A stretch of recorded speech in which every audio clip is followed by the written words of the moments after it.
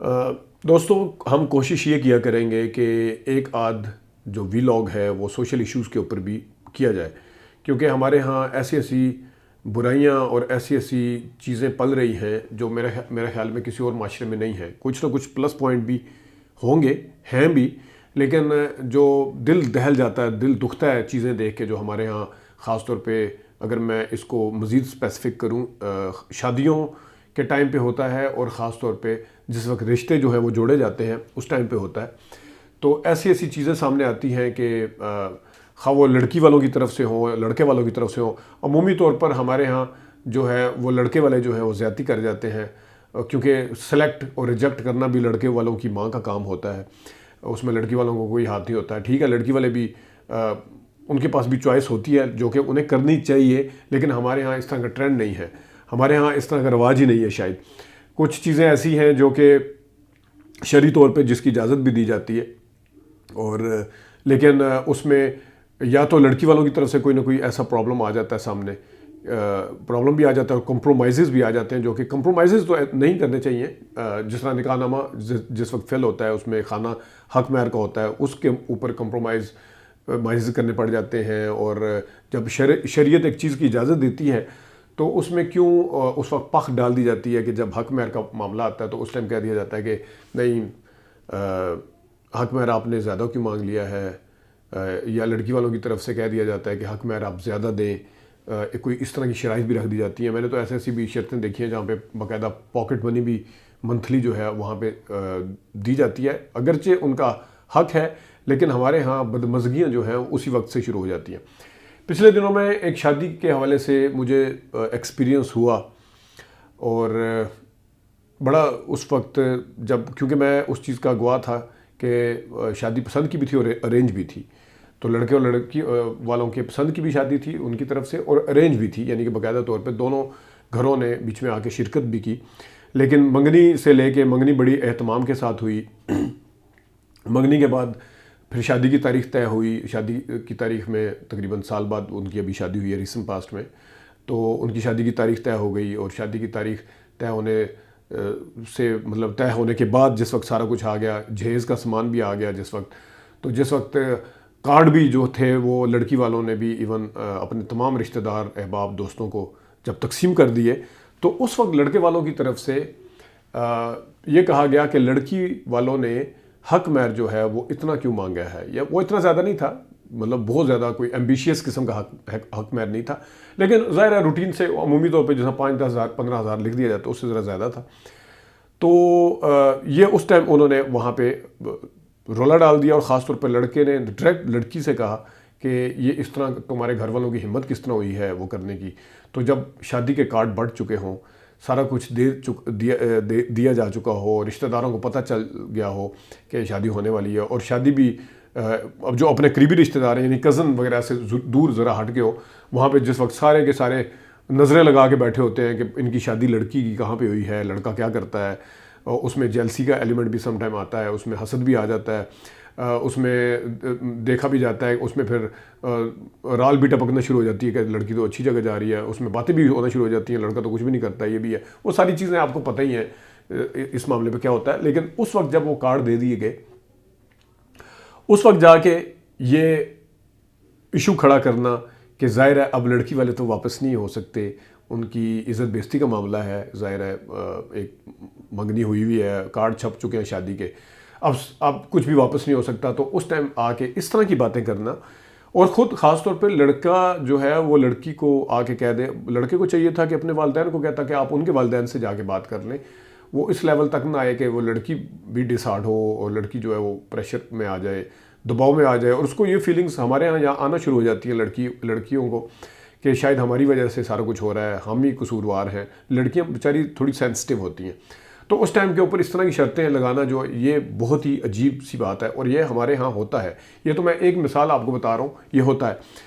اب رونا دھونا پھر شروع ہو جانا، اور آپس میں رنجشیں اسی ٹائم شروع ہو جاتی ہیں کہ یہ کس قسم کی شرطیں لگائی جا رہی ہیں، اب کیوں لگائی جا رہی ہیں، اس وقت کیوں لگائی جا رہی ہیں۔ لڑکی والے بیچارے جو ہوتے ہیں وہ بیچارے ریسیونگ اینڈ پہ ہوتے ہیں، اور وہ جو کچھ سننا چاہ رہے ہوتے ہیں، جو کچھ دینا چاہ رہے ہوتے ہیں، اور اگر دینے کے معاملے میں ہو، جہیز کا معاملہ ہو، کہیں مارکی میں شادی کرنی ہے یا شادی حال میں کرنی ہے، اس ٹائم وہ گیونگ اینڈ پہ ہوتے ہیں. تانے لینے کے معاملے میں وہ ریسیونگ اینڈ پہ ہوتے ہیں. اور اس طرح کے تانے خاص طور پہ یہ جو ابھی میں نے آپ کو بتایا، تو وہ پھر عجیب سا ماحول ہو گیا. مجھے جب پتہ چلتا تھا تو میں بہت زیادہ دکھ کا اظہار ہوتا تھا، اندر سے دکھ ہوتا تھا کہ بندہ کوئی چیز لینے جاتا ہے یا کوئی ریڈی کے اوپر سے پھل تو لے نہیں رہے کہ آگے سے ریڈی والے نے کوئی حجتیں شروع کر دی ہیں تو آپ پھل چھوڑ کے چلے جاتے ہیں. تو یہ وہ والا معاملہ تو ہے نہیں ہے. ساری چیزیں ہو گئی، سب کچھ معاملات طے ہو گئے. اور پچھلے سال 1.5 سال میں جب منگنی تھی، سب معاملات ایک اچھے اس میں چل رہے تھے. اچانک سے اتنا بڑا بدمزگی، اتنی برے طریقے سے وہ بھی. اگر یہی والی چیز پیرنٹس آرام سے بات کر لیتے تو کہتے یہی طریقے کے ساتھ کہہ دیتے کہ آپ کو کیا اعتبار نہیں ہے. اول تو مان لینا چاہیے تھا. میں نے جس نے پہلے کہا کہ اتنا لمبا چوڑا وہ حق مہر نہیں تھا، مان جانا چاہیے تھا. لیکن اگر کوئی کہہ دیا، اگر کوئی بات منوائے انہوں نے کہہ دی تھی، تو آپس میں جا کے کہہ دیتے کہ ٹھیک ہے جی، آپ کو کیا ہم پہ اعتبار نہیں ہے، ہمیں دکھ ہوا ہے ویسے یہ سن کے کہ آپ اس طرح کی شرطیں لگا رہے ہیں. لیکن ڈائریکٹ اس طرح کہنا اور پھر لڑکی کے ذریعے اس کے والدین کو میسج کنوے کرنا، اور پھر خاص طور پہ ظاہر ہے میں نے جس طرح پہلے بتایا کہ جب کارڈ چھپ گئے اس ٹائم تو کچھ نہیں ہو سکتا. اس ٹائم آپ صرف اپنے آپ کو تسلی دینے کے لیے، والد اپنے آپ کو تسلی دینے کے لیے صرف یہ کہہ دیتا ہے کہ اپنے بچی کو کہ تم ایک دفعہ بات کرو تو میں تو یہ رشتہ یہیں پہ ختم کر سکتا ہوں.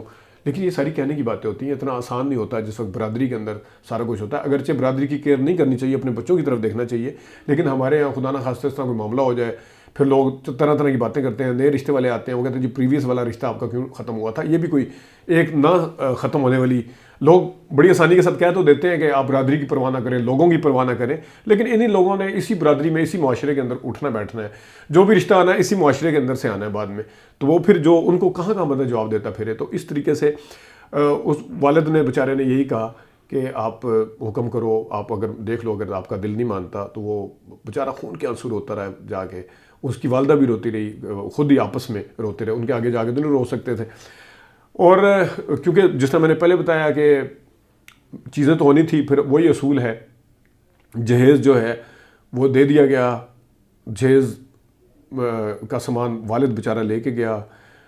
اس ٹائم لڑکے والوں نے مطلب ہے کہ ظاہر ہے ان کی ہیلپ نہیں کی. جہیز کے اندر فرمائشیں ضرور ہوتی ہیں کہ کتنا لے کے آئے. جہیز کے اندر خواہشیں ضرور ہوتی ہیں کہ کتنا ملنا چاہیے، کتنا ہونا چاہیے.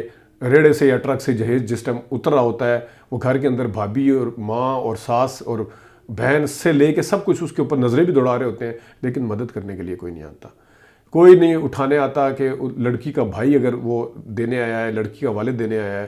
اگرچہ کام والے ہوتے ہیں لیکن جیسچر ہوتا ہے ایک کہ ساتھ بندہ ان کو اچھے طریقے سے، وہ بھی اسی طرح بس کولڈ رسپانس بہت کہ پتہ نہیں آپ احسان نہیں کر رہے میں جہیز دے کے یہ میسج دیا جا رہا ہوتا ہے. آپ سوچیں کہ ایک والد جو ہے وہ جب اپنی بچی کے لیے یا اپنے بچوں کے لیے گھر میں کوئی چیز لاتا ہے تو اس کے ذہن میں یہ ہوتا ہے کہ ایک چیز فلاں چیز میں نے اپنی بساط سے بڑھ کے لے لی ہے، تو میری بچی ہے یا میرا بیٹا ہے یا میری بیٹی یا میری بیوی جو ہے وہ کتنی خوش ہوگی، یا میں بہن یا ماں کے لیے کوئی چیز لے کے جا رہا ہوں، بھائی کے لیے لے کے جا رہا ہوں، وہ کتنے خوش ہوں گے. یہ سوچ کے اس کو اس چیز کا غم اور دکھ جو ہے وہ دور ہو جاتا ہے کہ میں نے اس چیز کو کس طریقے سے فائنینشلی ارینج کیا ہوگا، کس طریقے سے مشکل اس میں پڑھ کے میں نے اس کو ارینج کیا، وہ سارا کچھ بھول جاتا ہے. لیکن یہاں بیٹی کے جہیز کے معاملے میں الٹا ہی ہے. ایک ایک چیز جوڑ کے، ایک ایک چیز پوری کر کے بندے کی کمر ٹوٹ جاتی ہے. لیکن جس ٹائم وہ اس طرح سامنے جا کے رکھتے ہیں بے قدری نظروں کے ساتھ، پھر اس کی لڑکی کے سسرال والے اس والد کو ریسیو کرتے ہیں یا دیکھتے ہیں، بے قدری کے ساتھ سامان کو دیکھتے ہیں اور اس طرح دیکھتے ہیں کہ جس طرح نہیں ابھی فلاں چیز بھی کم تھی، فلاں چیز بھی کم تھی. اس طرح وہ تذلیل کرتے ہیں، قسم کی لفٹ نہ کروانا، چائے تک نہ پوچھنا، پانی تک نہ پوچھنا. یہ ہوتا ہے کہ آپ لے کے آئیں تو ٹھیک ہے جی اپنی بیٹی کے لیے لے کے آئیں گے. اندر سے لڈو بھی پھوٹ رہے ہوتے ہیں کہ سامان آ رہا ہے اور سارا کچھ گنا بھی جا رہا ہوتا ہے، ایک ایک چیز بھی دیکھی جا رہی ہوتی ہے. لیکن اتنا زیادہ پرابلم ہوتا ہے، دیکھ کے دل دہل جاتا ہے. یہ ہے وہ قصہ جو میرے تو کافی دن سے ذہن میں اٹکا ہوا تھا کہ میں یہ کیا ہو رہا ہے. مطلب ہے کہ ظاہر ہے شادیاں جو ہیں ہونی آج کل کے مہنگائی کے دور میں، لڑکی کا والد جو ہے، والدہ بھی ایون اپنے جگر کا ٹکڑا دے رہے ہیں، سامان بھی دے رہے ہیں، سب کچھ دے رہے ہیں اللہ کے نام پہ. کوئی پتہ نہیں آگے جا کے اس کی قسمت کیسی ہوگی، کیا ہوگا. لیکن آگے والے جو بندے ہیں وہ کسی طریقے سے بھی کمپرومائز کرنے کے لیے تیار نہیں ہوتے.